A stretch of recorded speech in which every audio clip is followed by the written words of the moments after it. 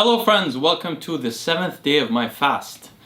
Today I'll be updating you on what happened during the 5th and 6th days of my fast, and I'll be telling you how it felt the first time I fasted this long on the 5th and 6th days. I'm actually 7 hours into, or 6 hours or so into my 7th day right now. So first of all, let me tell you how it was like the first time I did a 1 week fast as an adult. I don't really recall how it was like when I was a teenager, but the first time I did it as an adult, which was after I stopped weightlifting a lot and all of that stuff, if you recall from the last video, the 3rd and 4th day I had lost my hunger and to some degree my obsession with food, but my mind was still working quite well. On the 5th and 6th day, my mind began to become a bit slower. Two things happened, notably. I didn't gain hunger, and I didn't, my interest in food didn't increase actually. It probably decreased a little bit further as well. But what did happen was that two things. First of all, words became a little bit harder to recall. My brain was not working as fast. But more significant than that, I started to experience much less energy.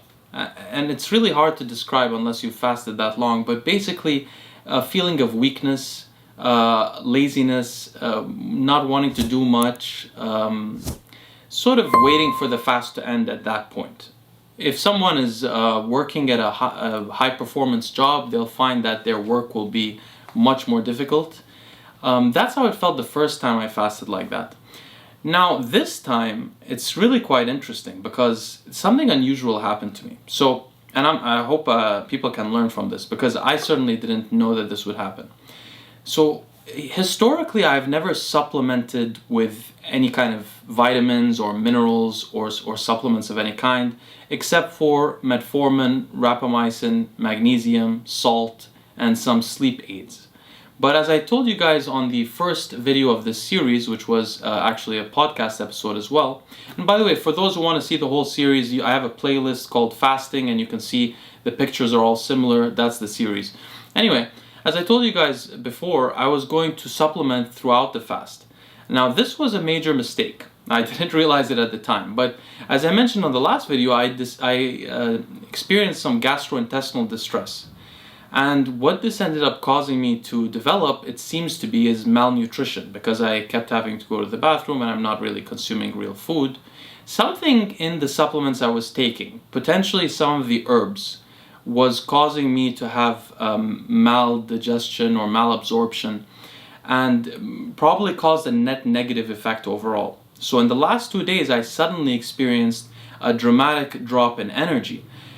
Why this is unusual is that I know that I'm quite adapted to fasting at this point. I did not expect to experience any kind of drop in energy yet. Although I've only been fasting for 5 days recently, 3 fasts ago I fasted, and I reported this on the channel. I fasted for 5 days, and then I broke the fast with a fasting mimicking diet of probably less than 600 calories, and then I fasted for 2 more days. And although I did eat obviously on the 5th day, I felt absolutely none of these feelings of low energy and stuff like that. So I really had adapted. I think this is because of my mistake in supplementing. So I hope you guys will learn a lesson from my experiment in terms of supplementing. I highly recommend that you avoid it unless absolutely necessary. Now I'm a little bit, what's the term for this? Stubborn, I suppose.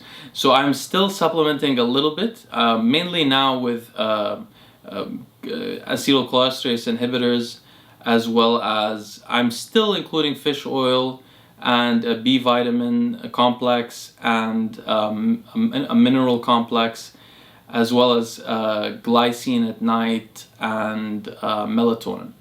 But I've reduced tremendously the amount of supplements I was taking the first couple of days. And I want to see if this gastrointestinal distress continues. Now, in the past, I have had some gastrointestinal distress, very minor, from taking too much magnesium. But that's common and everybody knows about this. But this time it was really way overboard, and I truly think that I didn't become dehydrated because I was drinking a lot. I was taking salt as well. When this happened, I started taking salt, but it really weakened me during the fast. So basically I feel as weak as I did during my first 7-day fast. So there's really no difference. And I really think this is all because of the supplements. However, I want to update you guys on a couple more things while I have you here. So I wanted to tell you, today is Sunday, by the way, and I'm going to try to get this video out sometime today. So I wanted to tell you about next week, what we have going on next week on the channel. First of all, tomorrow, I'm going to have a special podcast episode, not featuring a guest, coming out where I review Greg Doucette's cookbook in detail. Now, the reason why I'm doing this is because a lot of people have asked me to review it. I generally respond to requests if there's a lot of requests. I thought it was also appropriate because someone gifted me the cookbook, and previous to that I had mentioned Greg Doucette's cookbook during the interview or the discussion with Vigorous Steve, and I called it the Cancer Cookbook because of the amount of processed food that I see Greg eating. But I didn't actually see the cookbook yet, so I wanted to give it a fair evaluation in terms of how it would affect somebody's health. And I really think that the video, which is an hour and like 20 minutes long, which is, to be honest, quite boring because I'm on a fast and it's just me talking to the camera and various other reasons, but it is very informative. I think almost anybody watching it will learn something. And I really tried to be as fair as I could be. So I really think it did come out being very fair. I doubt many people will watch the review, but if they do, if anybody does watch the review, you'll probably learn something, and so the thing is, what makes it even more boring is that to make it legitimate, I had to review a bunch of his recipes, because if I didn't, what I was saying could be contradicted. So I reviewed 7 recipes, including ones that are comparatively good in terms of health. So I reviewed them in detail, I commented on exactly the health issues with each of them, and then in the beginning of the video I did an overall impression, and then the end of the video, which is, by the way, if you're not going to watch the whole video, just watch the end, because the end is way more useful than, there's a couple of parts in the center, like cooking methods and stuff about iron, but the end is really a comprehensive analysis. Anyway, so the point is that's coming out tomorrow. And then on Tuesday, we have the Boston Lloyd podcast coming out. And then probably on Wednesday, I think I'm going to release a beta blocker video, which should be quite interesting for people interested in beta blocking, which is a really useful tool in life in general. And then I'm not quite sure what I'm going to put out on Friday. Next week, I'm going to be including a podcast with what I consider to be the number one at least public expert on tobacco, oral tobacco, as well as nicotine pouches, which is a really, really useful interview if you're interested in improving your cognition or your mental focus and learning. It's really useful. I wish I had that interview when I got started with that stuff. And before I put that out, or maybe on the same day, I'll put out a program that I created for lucid dreaming, which is really innovative. And I don't think anyone has ever done something like that before. I don't know if they have, but certainly it's from my side very creative. And I hope you guys will enjoy that as well. So that's what's going on next week. Oh, also, just to let you guys know, on Wednesday, or maybe even Tuesday, I don't know which date, probably Tuesday, I'll be interviewing Taiean Clark of the Camel Group. I don't know how they describe themselves, but basically, Taiean Clark is somebody that we mentioned on the Vigorous Steve podcast, and the reason why is because a lot of people have been asking about DECA-only cycles. Apparently, Taiean Clark is the person who popularized the DECA-only cycle for the first time since, I guess, the 1980s. I will be interviewing Taiean Clark, not debating with him. The reason why I say this is because I have received a tremendous amount of negative feedback from people saying that I should not have Taiean on the channel. In fact, one person who also has a YouTube channel, who will remain nameless because I don't like this kind of drama, but this person messaged me privately on Instagram telling me that I will lose credibility if I have Taiean on my podcast. I should make clear to everybody that, first of all, I don't care if I lose credibility. I don't need credibility. My videos are cited extensively. I don't use single studies to back up stuff like some people come and say that anabolic steroids increase dopamine in the brain. Have you read all the studies? Because they don't all say the same thing. And dopamine is not just dopamine. There's dopamine transmission. There are dopamine receptors. Are they upregulated or downregulated? There's DAT, the dopamine transporter, because we know that anabolic steroids increase the activity of DAT. So this is not so simple. My videos are well cited. I look at all the literature. I don't need credibility. I don't need a PhD. I don't need anything else. And I don't need to have on only people on my channel that are neutral or that people are not bugged with. I bring people on the channel not to give myself credibility. Credibility is for someone who wants dogma. Somebody like Dante Trudel. Someone like that. I'm not like that. I have evidence when I present stuff. And I bring people on my channel. First of all, I want to say, because this person who messaged me was really frustrated me, also said that I'm going to have a debate and it's not going to be fair. I don't debate anybody on my podcast. I hope you guys noticed that. When I bring people on the podcast, I usually disagree with almost everything they're saying, but I don't confront them, because that's not a conductive way to have a podcast. I don't think debates are useful. The audience has a chance to go read someone's or listen to someone's videos, listen to another person's, and come to their own conclusions. Debating is oftentimes maybe it's entertaining, but it's most often not beneficial for neither the people in the discussion or anybody else. You know, I review other people's evidence, and I look at what they have to present towards something, and I come to my own conclusion. Discussing it with them directly is not going to help me come to that conclusion unless I'm lazy and I refuse to read, right?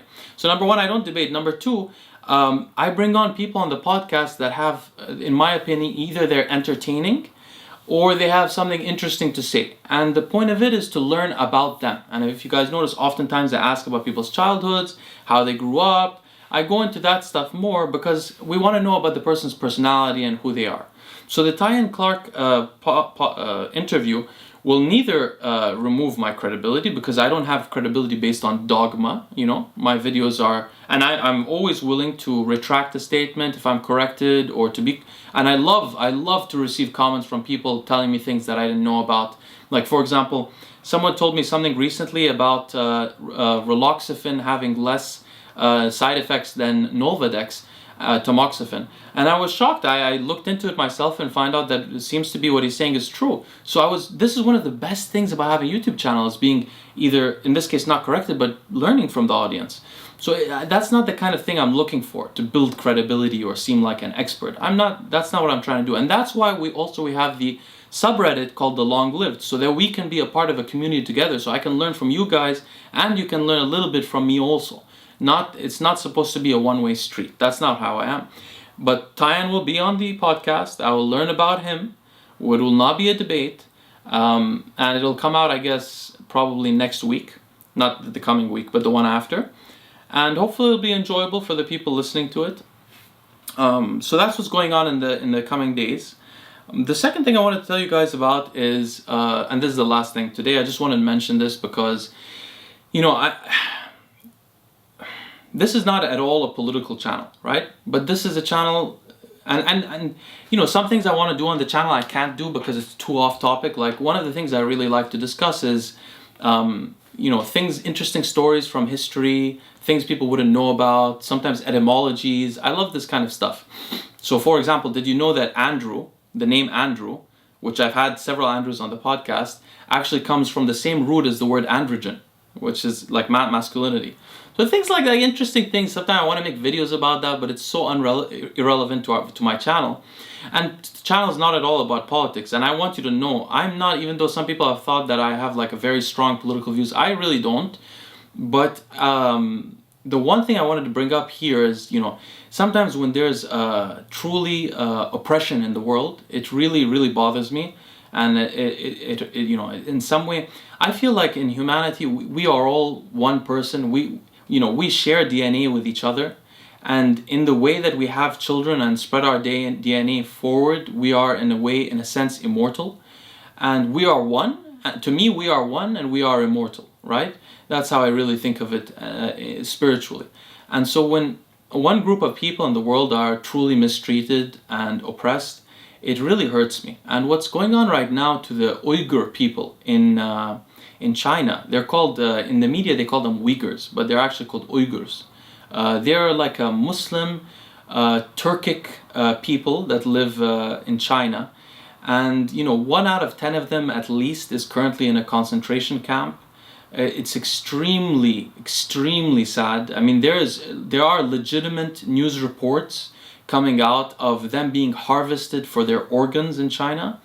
To reduce the amount of them that they have in the concentration camps, they're sending them to forced labor, which is essentially slavery. It's really horrible. By the way, if you want to get like accurate news about this kind of stuff, there's a channel on YouTube called the Timcast, Timcast. The Timcast guy has been on Joe Rogan twice. He's the guy who interviewed the Twitter guys really harshly. He's a really straightforward guy. And for those of you who are liberal, he is liberal himself. He's just really about being honest in terms of stuff. So it's a great channel to follow the news. Although, by the way, I believe that following the news in too much detail is not conducive to mental health. So I'd say it's a give and take. But that's where I came across this harvesting organs news report, because I don't usually watch the news. But anyway, long story short, the Uyghurs are being tremendously mistreated in China. Something we've never really seen since World War II or since Stalinist Russia. Like even Stalinist USSR. Like even after Stalin, the USSR was not that extreme in taking a class of people and harming them. Because the USSR, for those that don't know, instead of like Hitler took the Jews, the USSR took a whole economic class called the kulaks and basically decimated them, killed at least 4 million of them. So China, for the first time in, I guess like 70 years or so, is bringing this back and doing this not just with the Uyghurs, but with the Tibetans. Now they're trying to take the independence or not independence, but the freedom of the people in Hong Kong. And it's really, really sad. I love Chinese people. I have nothing at all against Chinese people, but the totalitarian communist government of China, which is barely even communist. How do you have billionaires in a communist party? I mean, what does this even stand for? I don't understand. But this oppression. Now, the thing is, why I bring this up to you guys is I just want to raise awareness. I have such a small channel, but there's maybe 200 of you who will see this video. And I just want you guys to know about this so you can tell your friends, you tell people, so people know that these people are in concentration camps right now based purely on their ethnicity. And this is the kind of morality that we see from this huge nation that in 20 years will be more powerful than the US. And economically right now, most of the nations in the world are dependent in some way on China. And that's the reason they don't speak out about this. Like even, I'm going to give you guys a reference here, but they talk about it. But even the Muslim countries do not speak out about this, even though these people being mistreated are Muslims. The US is one of the only nations, along with Britain right now, that are speaking out against this, which is so honorable. And this is one of the reasons I admire the current government in some way, because the previous government, I know from like people I know in the government and stuff, a lot of them are beholden to China, genuinely. They have like economic ties and stuff with China. And there's nothing wrong with having economic ties with a foreign power, but not one that is committing crimes against humanity, which is really what's happening. So I advise you guys all to look into the Uyghur cause. They call them Uyghurs in the popular media. And specifically, I want to recommend to you a video I saw 2 nights ago on the Oxford Union channel on YouTube. There's not a debate, but they hosted 4 Uyghur people in the University of Oxford in England. And it was really informative and heart-wrenching, to be honest, to see them speak. I want you guys to check it out. I'm going to put a link in the description below and probably in the comment section also. You don't have to watch the whole thing, but if you watch a little bit about it, like the first 30 minutes or so, you'll probably learn quite a bit. And this is something that any conscientious person that loves humanity should be speaking out about. In the US, we talk about the oppression of African Americans or the oppression of Native Americans, and this is all fundamental.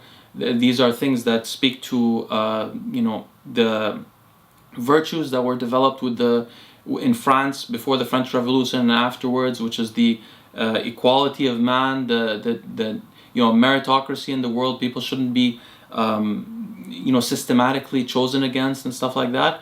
Well, compare that to China right now, it's not just that people are not able to reach positions because of their race or ethnicity, but they're literally in concentration camps, disappearing left and right in something we haven't seen, as I said, since Stalinist USSR or since World War II. And this is really frightening. What we need is that people in the world start to take recognition of this and refuse to be bribed by China to ignore these major things. Hong Kong is one thing.